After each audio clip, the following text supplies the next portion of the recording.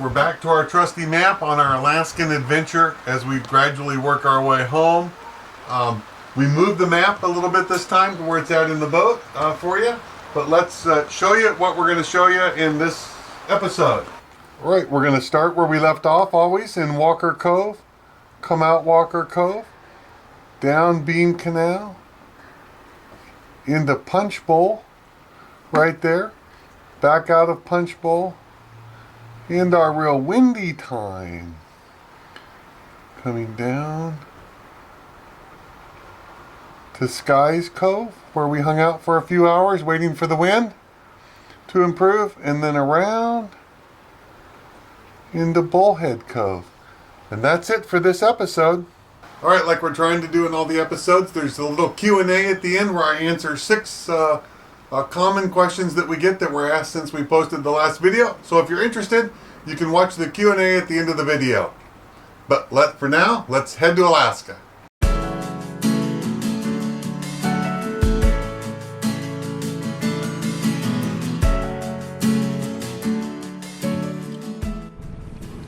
There's salmon. Oh, look at them go. Look at them.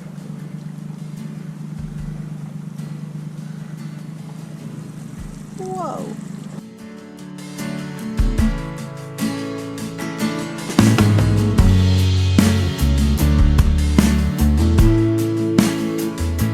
We're in this gorgeous setting in the dinghy. Go to check out the river. And there's a few flies around. And your smart captain here swatted at a fly and watched his prescription sunglasses go flying into the water. Like that.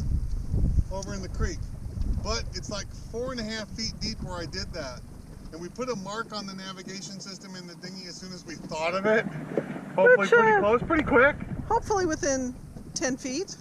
And right now it's a +5 tide and it's going to be a -1 at 5 a.m. So apparently we're going to get up early in the morning and go see if we can find my sunglasses in the river mouth. Oh well. There was lots of salmon there. Shall see. We'll yes, see. yes. The salmon were fun, but yeah. Yeah, I'd like my sunglasses back. We'll see if we get lucky tomorrow. We got lucky with our buoy today, so maybe we'll get lucky tomorrow. On my regular glasses, I have one of these, but not on my sunglasses. Ah, maybe time for both. All right, we're off.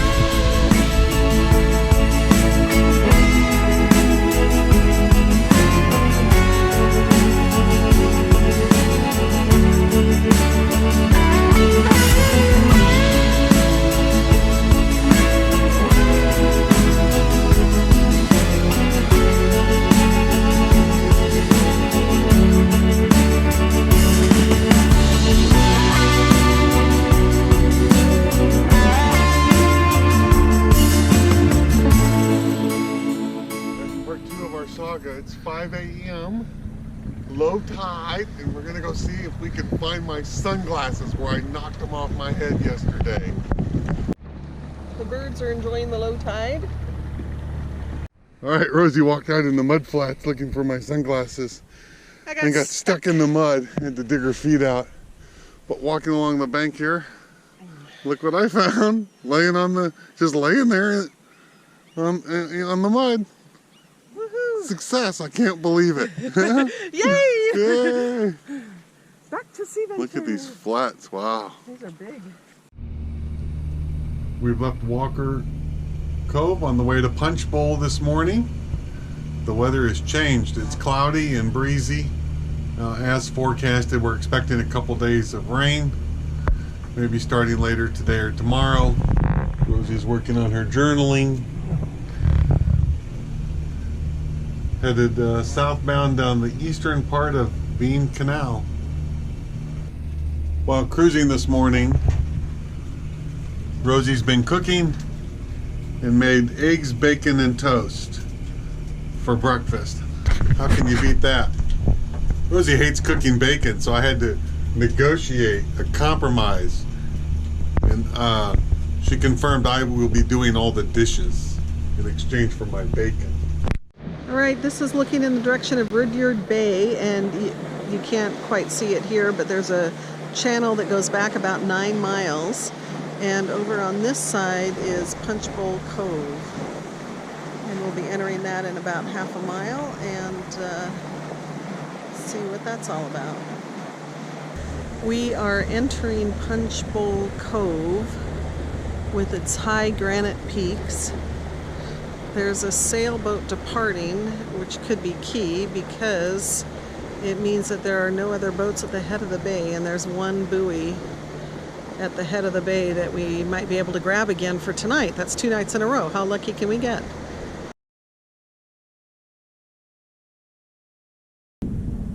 At Punch Bowl, right at the base of this 3,000-foot granite cliff, amazingly, at the one buoy, which was vacated, I think, by a sailboat shortly before we arrived. Remarkable. You can see it. There's a plane flying up there. I think this is going to be non-stop tour boats and float planes coming from Ketchikan, from the cruise ships. It may be hard to see off the bow, but there's 3 float planes that have landed in the bay. Looks like the folks are just getting out and standing on the pontoons looking up at this beautiful view here in Punch Bowl.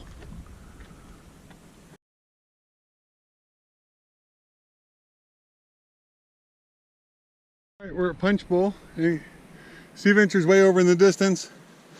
The dinghy is anchored out with our anchor buddy, so she stays comfortably offshore, hopefully.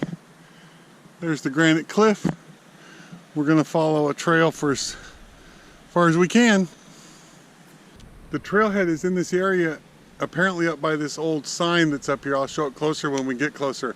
We would not have been able, I think, to find this trailhead without the help of some kayakers that were camping here that we talked to this morning.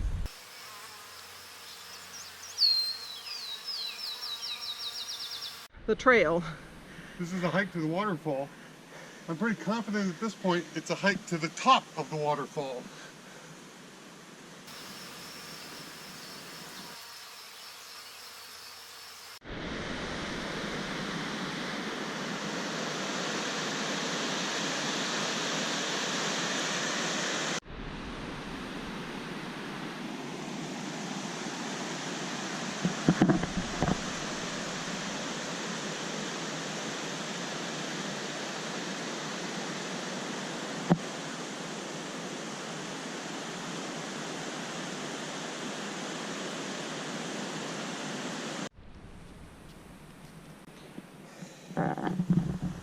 Success. We made it back to the bottom of the trail. That was quite a trail. Misty Fjords the next morning. We're still in Punch Bowl Cove, and it looks like it's living up to its name. It is pouring outside, and the mist and the fog has just rolled in, so our cliff face there just can't be seen. But the rain is cool because it's like the 6th day of rain in just about 60 days in southeast Alaska. And the salmon and the bears and the forest up here really need the rain. So it's great. We're glad it's coming down. It's kind of nice too that we got to see 2 sides of Misty Fjords. We got to see it clear, and we got to see it in its misty wet state as well. We just released the lines off of our buoy. Oh, there it is. Okay. We just released the lines off of the buoy. There's an interesting stick right there we've been watching make its way through the bay, so I don't know quite what that's attached to. And then here is the bay in its rainy glory. And check out the cliffs up here. There are waterfalls everywhere, which there were none yesterday. So this rain has really brought out all the waterfalls, and the mist just gives it a really cool look. So at any rate, it's still absolutely dumping. I am just in my rain weather gear getting the ropes put away from having released the buoy, and now we are on our way. We're on our way. I wanted to show you these cliffs over here. Take a look. Look at all the waterfalls coming down. I hope it turns out in the video. But there's a slew of them over there. We've passed a few over here I showed you earlier. They're just everywhere, and it's a torrent of water coming down. In the last 3 hours when the rain started, just after we got up this morning, it has rained 9/10 of an inch. So it has really been coming down. Well, after all the lake-like boating, we get to have an adventure this morning. Beating into the whitecaps, seriously pouring down rain, 28 knots of wind coming over the port bow. It's an exciting day on Sea Venture, having lots of fun.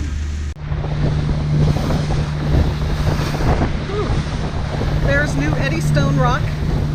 It's like a pillar in the middle of Beam Canal on the way from Ketchikan to Punch Bowl. And I'd hope to see it a little closer, but this is it. This is all she wrote. With 25 to 30 knots of wind, we are going to cruise our way out of the canal. You can see the waves kind of coming along the side of the boat. Oh my goodness, it's raining too, and I'm not prepared. Continuing our cruise today down Beam Canal toward Foggy Bay. Paravanes are not in the water because we're just a little bit off of directly into the wind, so just some pitching, no real rolling. Doing well, but still being slowed by the current a little bit, unfortunately, so only averaging a little bit under 6 knots. Wind has been up around 25 to 30 knots with a high of 37 knots right over the bow. Lots of whitecaps, about a 3-foot chop, but doing just fine. We continue to travel down Beam Canal this afternoon toward Foggy Bay. The wind was supposed to abate according to Predict Wind, and you know, it has not. Seas have built to about 5 feet, 6 feet. I don't know if you can see out ahead, but all whitecaps. Wind is staying now a sustained gale. In the 35 to 40 knot range. Oddly enough, since we're headed into the waves, the paravanes are still not deployed.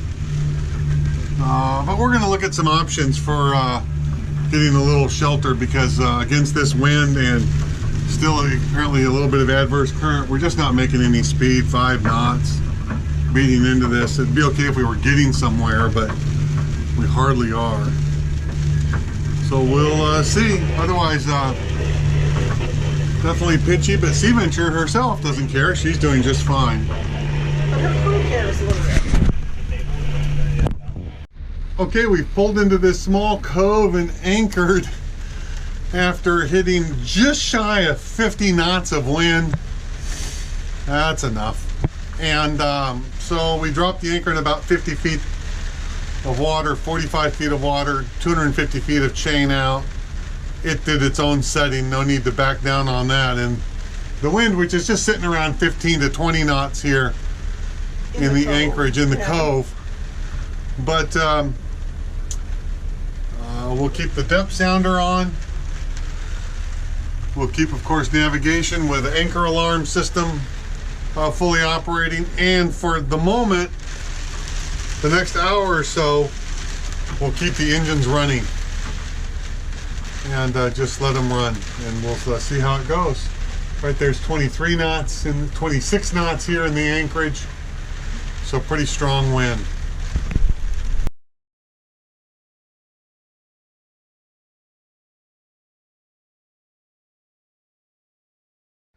All right, we're hunkered down in our cove, waiting for this wind to abate a little bit. It's down in the teens now, which is kind of a nice change from the 20s and 30s and 40s. And over here, out the window, you can see 2 fish boats. There's actually 2 others around the corner. Oh, one's behind the one. Anyway, and I think they're just hiding out the storm around the corner as well. So I think the winds are coming from the south and We are at a point where we have an anchorage that protects us from southern winds, and just a little bit forward and around the point are the real winds, and I think these guys are just wanting to fish and try and waiting out the time until the winds settle out enough for them to be able to put some nets out. 3 hours later, we left the anchorage. The fish boat is still working this particular spot. The rest of the fish boats are all gone, and the seas have flattened out significantly.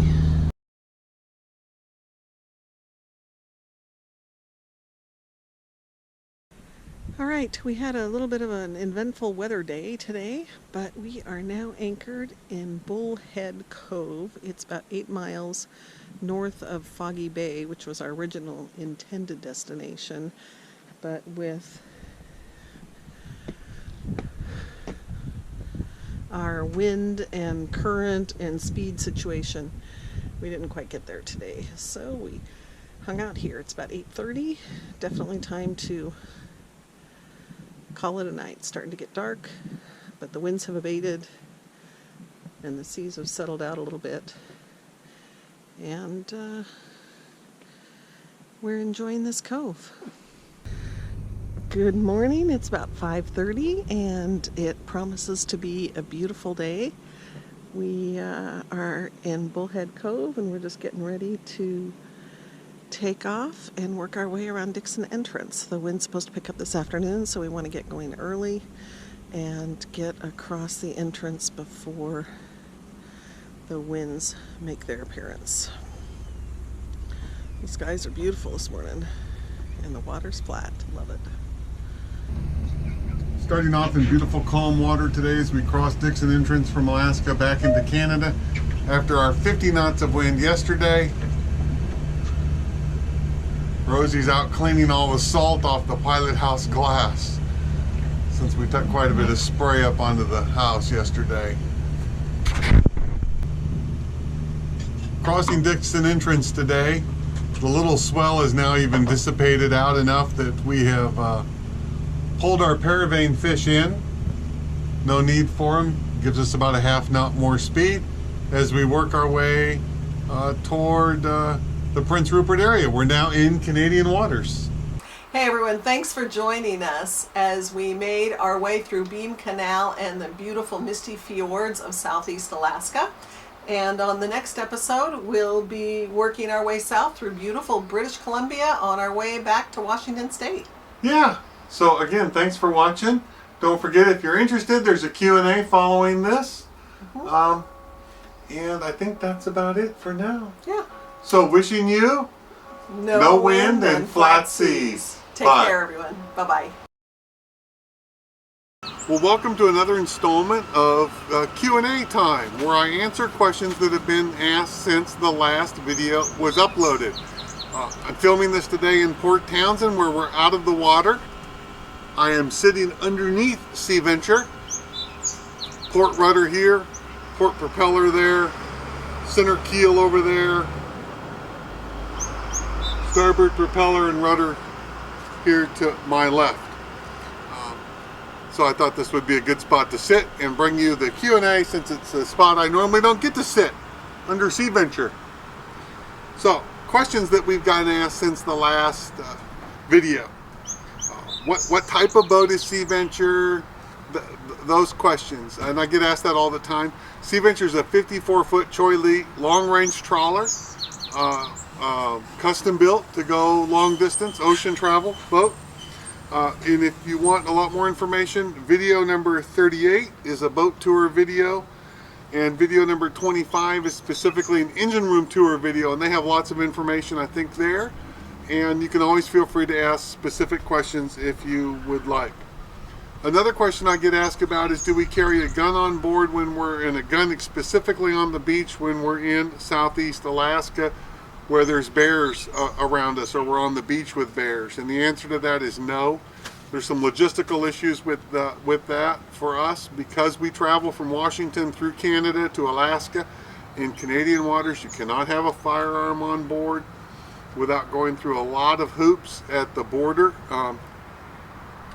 that I don't, and I'm fine with that. That's their loss, and we're going to be very respectful of that. The other reason I wouldn't have a gun is I really don't see the need for it. Bear attacks are extremely rare in southeast Alaska. They do occur, but like I said, they're very rare. And where we were at mostly in the last few videos that generated those questions was Pack Creek.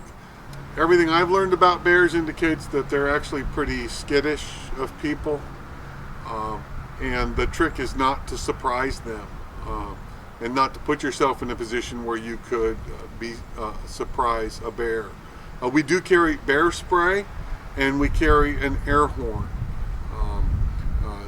to deter a bear if it were to get close to us or be a little bit too curious. Though I've never felt remotely close to needing to use either one while being on the beach with bears. Another question that we got asked this time, and I've been asked before, is about our paravane stabilizers, and when they're in the water, how much they slow the boat up or how much extra fuel we use. If you put them in the water in calm water, when you don't need them, they slow the boat up about 3/4 of a knot. If you put them in the water when you do need them, which is usually above about a 5 or 6 foot seas or above, then I don't think they really slow the boat up actually at all, only because it's already been slowed up by the rolling action. As these rudders and especially these propellers get washed back and forth, I think they lose the bite in the water, and that slows you up some. So when they're really called for as the end result, I think we're already slowed up without them, and we put them in the water, and whatever they slow us up is offset by eliminating or substantially eliminating the roll. So I don't think they get slowed up much. We get asked about, have we ever got our anchor caught on the bottom, and what's the strategy for that? We have not yet, knock on wood or something. There's no wood around, but we have not. We do have an anchor buoy. It's a line that attaches to the front part of the anchor with a line up to the surface and a buoy, so that if when you're pulling up on the anchor it was stuck, you could go get that buoy and pull it from the back side. And every time I've ever deployed that anchor buoy, I just must be miserable at it. Every time I've done it, I see that buoy floating around the boat on one side and then the other side, and I'm positive that anchor buoy is going to get wrapped around right up here or around one of these propellers, and I just feel like I'm causing more of a problem than I'm potentially solving. So I've never really liked it. So I have it, but I don't hardly ever use it. I mentioned in the last video, and I'm filming this clip with it, that we got a new camera. We cheated and went to Delos SV's website and figured out what camera was kind of their go-to camera, and people ask about what camera that was. It's and I'll put it on the screen like here. Would it be like going this way or this way? Maybe this way. The Sony FDR AX100/B 4K camera.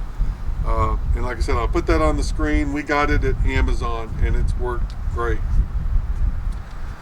We got a comment I thought I would address. It was more than a question, but it was an individual. I think they watched the fuel management video, and they said, "We're just people going nowhere, polluting the world." And that I thought about that for a little bit. Like, is that us? Are we doing that? But we're not, actually. First off, we actually do go somewhere, and if you watch all the videos, you might have seen that. When Rosie and I moved aboard and started this adventure of living and cruising full time, it was not necessarily our intent to be minimalist or live in a tiny house, but actually that's exactly what you do when you buy a boat like Sea Venture and you live aboard and you cruise full time. And the fact is, for someone saying we're just cruising around polluting the world, we do live off the grid. We produce our own electricity, we produce our own water, We treat our own waste. And I made me wonder this comment about how that compares to an average American house. So I did a little bit of research and saw that the average American household uses 35 kilowatt hours per day of electricity. Well, on Sea Venture, we use an average of 5.5 kilowatt hours per day. So 1/6 the amount of electricity as the average American home. And of that electricity, half of it is created by our solar panels. So that puts us, compared to living on the grid, 1/12 of the electricity per day. And then I saw that the average American uses 937 gallons of gasoline a year for their car. That's 1,870 gallons a year. And that's actually a little bit more than our average usage of diesel fuel for the boat, because we've averaged about 1,700 gallons of diesel a year. Of course, zero gasoline because there's no car, zero home heating oil. We buy about 15 gallons of propane a year for our stove, and that's it. So actually, I think at the end of the day, living aboard and cruising, even though it's not a sailboat using zero energy, even as a power boat, it's still pretty minimalist living, and we are living off the grid. Just food for thought, I suppose it was. So I think that's it for the questions for this video. Again, if you have any questions, feel free to leave them in the comments, and I'll do my best to answer them at the end of next video. Otherwise, thanks a lot, and you guys have a great day. And coming up, we are going to show you our new swim step work that's being done right here in Port Townsend as I'm filming this. So best of luck, everybody stay safe, and see you later. Bye.